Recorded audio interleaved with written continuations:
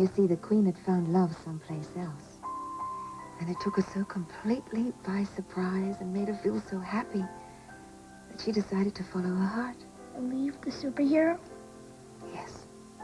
What happened to the superhero? Did he die? Oh, no. He ruled his kingdom for a long time. And the Queen hoped that he would find love again. More powerful than any he'd ever known. IW? Yes. Have you ever thought about what it'd be like to die?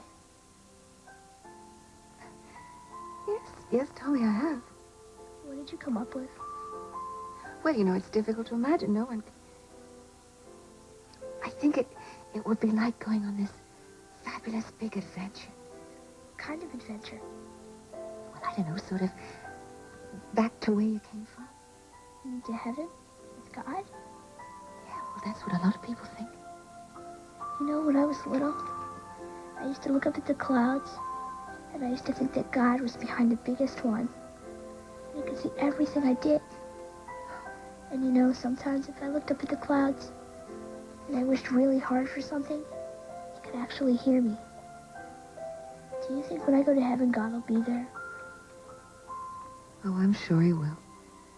Maybe instead of wings and a heart, I'll have superhero powers. That would be the best. Hey, maybe you could tell me another superhero story. Except this time make it about a kid. Oh, heavens, if I have to tell you a superhero story about a kid, it's going to take a long time because my superheroes live forever. No problem, IW. I have plenty of time. How about if we start tomorrow? Tell me, if you had one wish, if you could do anything you wanted to tomorrow, what would it be?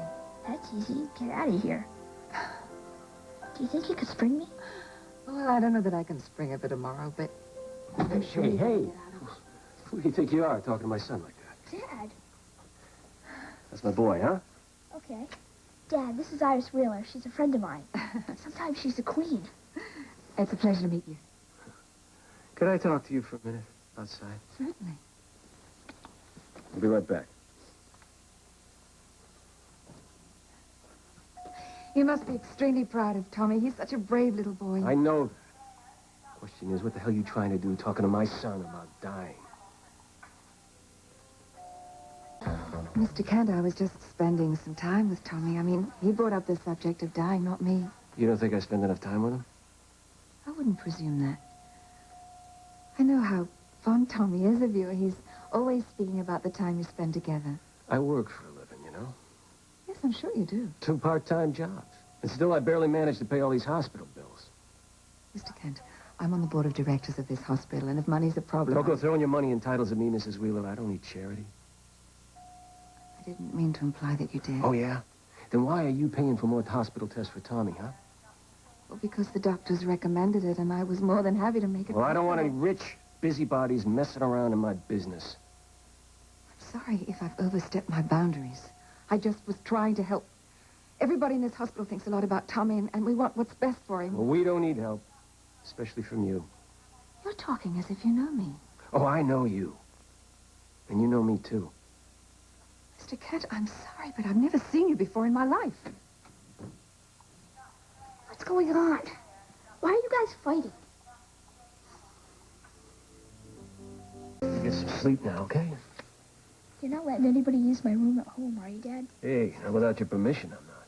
Good, because I want it to be the exact same way I left it for when I come home. Well, then it will be. You get some sleep now. Don't you worry, nobody's gonna bother you. If you mean IW, she's no bother. IW? Yeah, Mrs. Wheeler, the queen bee. I call her IW and she smiles. I like her smile. Yeah, you like her? Yeah, she's cool.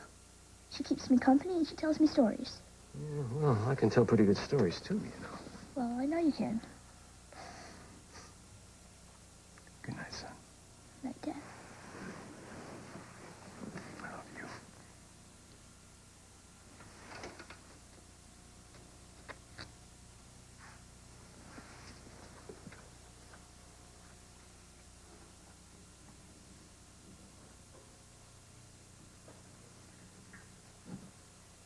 Mr. Kent, Yeah, what is it? I just wanted you to know that I'm sorry if I upset you earlier. I was just trying to help. Yeah, well, filling Tommy's head with fantasies is no help. Oh, we have such a wonderful time together. I'm sure I couldn't do any harm. Tommy just asked me to make sure I don't change his room around. He wants it the same for when he comes home. Oh, that's wonderful. You know, he's so full of hope. He's not coming home, and you know it. Now, you stop filling my son's head with ridiculous stories, you hear? Children need their dreams. We all do. Tommy doesn't have time for dreams.